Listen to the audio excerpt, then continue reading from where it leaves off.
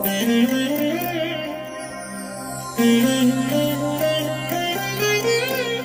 దినం పరము నుండి దిగివచ్చు మాట.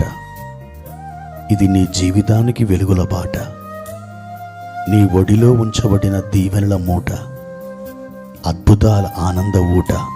జనవరి 19 సంవత్సరమంతా మీరు బైబిల్ చదివి ముగించడానికి ఈరోజు మీరు చదవవలసిన లేఖన భాగం ఉదయం ఆదికాండము నుండి 46, 47 మరియు 48 అధ్యాయములు.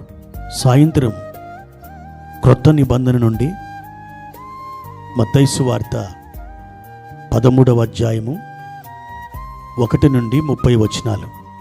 క్రీస్తునందు దేవుని బిడ్డలారా, ప్రభు అయిన యేసుక్రీస్తు వారి యొక్క దివ్యమైన కృప మీకు ఈ ఉదయకాలం తోడై ఉండునుగాక. ఎలా ఉన్నారు? బాగున్నారు కదూ? ఈ ఉదయకాలమున మీరు నిద్ర నుండి లేచి ఒక శుభదాయకమైన దినాన్ని మీరు కలిగి ఉండడానికి దేవాది దేవుడు అద్భుతమైన కృప మీకు దయచేశారు. ఈరోజు నిజంగా అద్భుతమైనదే. మీ ఆలోచన యావత్తును ఈ దినం ప్రభు సఫలపరుస్తారు. కాబట్టి మీరెంత మాత్రం ఆందోళన చెందక విశ్వాసము నిరీక్షణతో ఈ దినాన్ని మీరు ప్రారంభించండి. ప్రియమైన దేవుని బిడ్డలారా, ఈ ఉదయకాలం ప్రభు మనకు దయచేసిన ఒక అద్భుతమైన వాగ్దానమును పరిశుద్ధ గ్రంథముల నుండి చదువుకుందాం. 37వ కీర్తన 4వ వచనం. యెహోవాను బట్టి సంతోషించుము, ఆయన నీ హృదయ వాంఛలను తీర్చును. ప్రియమైన దేవుని బిడ్డలారా, చాలా అద్భుతమైన వాగ్దానం. దేవాది దేవుడు ఈరోజు ముఖాముఖిగా మీతో మాట్లాడుతున్నారు. నా ప్రియ బిడ్డ,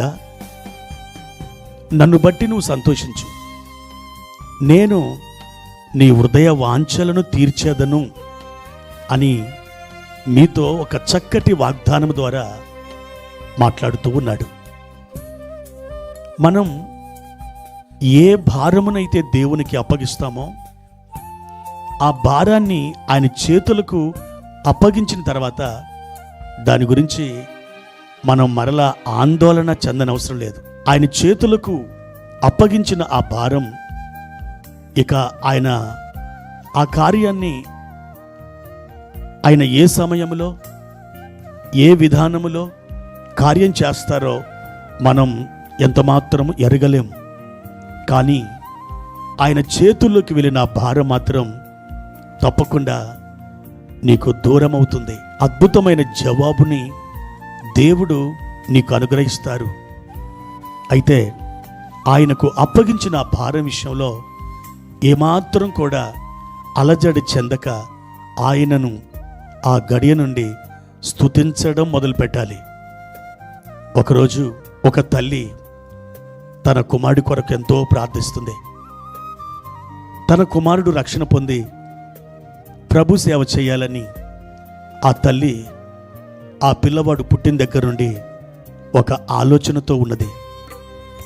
కానీ తల్లి యొక్క ఆలోచనలు తలక్రిందులవుతూ ఆ పిల్లవాడు పెరిగి పెద్దవాడయ్యాడు. అనేక చెడ్డ ఆలోచనలు, చెడ్డ క్రియలు, చెడు మాటలు నేర్చుకొని ఆ పిల్లవాడు తల్లికి అలాగే ఆ కుటుంబానికి చాలా భారంగా తయారయ్యాడు. ఎన్నో పాపాలు చేశాడు. ఒకరోజు ఆ పిల్లవాడు, అమ్మా నేను రోమా పట్టణానికి వెళ్తున్నాను అని చెప్పి వాళ్ళ అమ్మ దగ్గర కొంత ధనం తీసుకొని వెళ్ళడానికి ఎంతో ప్రయత్నం చేశాడు. అయితే దేవుని బిడ్డలారా, ఆ తల్లి ఎంతమాత్రం ఒప్పుకోలేదు. బాబు, ఆ రోమా పట్టణానికి నువ్వు వెళ్ళొద్దు నాయనా, ఎందుకనంటే ఆ రోమా పట్టణం పాపాల పుట్ట, నువ్వు అక్కడికి వెళ్తే ఇంకా చెడిపోతావు, వద్దు బాబు అని బ్రతిమలాడింది. కాళ్ళ విరేళ్ళ పడి ఆ తల్లి విలపించింది. అయినా కానీ ఆ యవనస్తుడు ఎంతమాత్రం తల్లి యొక్క ఆ దుఃఖము, ఆ కన్నీరు, ఆ బాధ లక్ష్య పెట్టకుండా వాళ్ళ అమ్మని త్రోసివేసి రోమ పట్టణానికి వెళ్ళిపోయాడు. ఆ తల్లి ప్రభు యొక్క సన్నిధిలో తన కొడుకుని సమర్పించి ప్రార్థన చేస్తుంది. ప్రభువా, నా యవన కాలంలో ఉన్నటువంటి నా కుమారుడు నీకు దూరమైపోయాడు. ప్రభువా, నా కుమారుణ్ణి రక్షించండి నాయనా, నా కుమారుణ్ణి ప్రభువా పట్టుకో అని ఆ తల్లి ప్రార్థన చేయటం ప్రారంభించింది. అలా ప్రార్థించి ప్రార్థించి ప్రార్థించి దేవుని చేతులకు ఆ భారాన్ని అప్పగించిన తల్లి ఆ రోజు నుండి కొడుకు నిమిత్తం స్తుతించడం మొదలుపెట్టింది. ప్రియమైన దేవుని బిడ్డలారా, ఇక ఆమె హృదయంలో ఒక అద్భుతమైన సంతోషం వెల్లివిరుస్తుంది. ఒకానొక రోజు అర్ధరాత్రి తన ఇంటి తలుపు ఎవరో కొట్టారు. ఎవరు అని అడిగింది. మరలా తలుపు కొట్టారు. ఎవరు బాబు అని అడిగింది. ఇంకొకసారి తలుపు కొట్టారు. ఈసారి ఆ తల్లి లేచి ఆ తలుపు తీసి చూసింది. తెల్లటి వస్త్రాలు, చేతిలో ఏదో ఒక గ్రంథం, మెడలో ఒక శిలువదండ.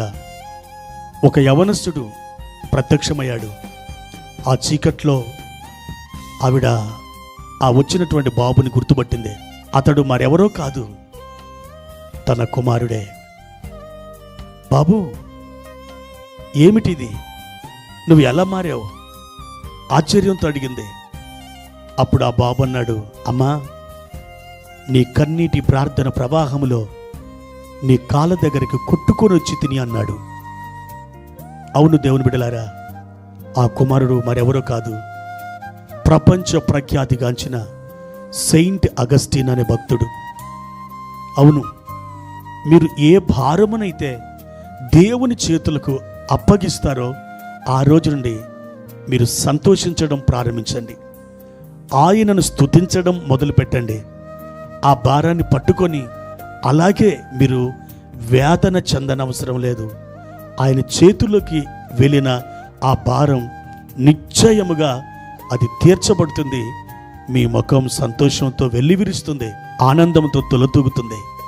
కనుక అటువంటి గొప్ప రక్షకుని ప్రియ సహోదరుడా, సహోదరి, నీవు కలిగి ఉన్నావు. ఆయన చేతులకు నీ భారాన్ని అప్పగించు. నిశ్చయముగా నీ కన్నీరు ఒక అద్భుతమైన నాట్యంగా మారబోతుంది. ప్రార్థన. ప్రియమైన తండ్రి, మీ ఘనమైన నామానికి వందనాలు. ఈ ఉదయకాల సమయంలో మా హృదయ వాంఛలను తీర్చే దేవుడుగా మీరు ఉన్నారు. మిమ్మల్ని బట్టి మేము సంతోషిస్తున్నాం. మా తండ్రి, నీవు ఒక్కడివే మా దేవుడవు. నీవు ఒక్కడివే మా భారములను మోయువాడవు. నీవు ఒక్కడివే మా కన్నీరు తుడుచువాడవు. ప్రేమ, విశ్వాసము, నిరీక్షణతో మీ దగ్గరికి వచ్చాము నాయనా. ఎన్నడూ కూడా మమ్మల్ని నిరాశపరచవు. దయగలిగిన మీ హస్తాలు చాపి ఈ ఉదయం మమ్మను ఆదరించి మీ చిత్తమంతయు కూడా మాలో నెరవేర్చుమని యేసుక్రీస్తు పేరట ఈ ప్రార్థన అడిగి వేడుకుంటున్నాము తండ్రి. ఆమెన్.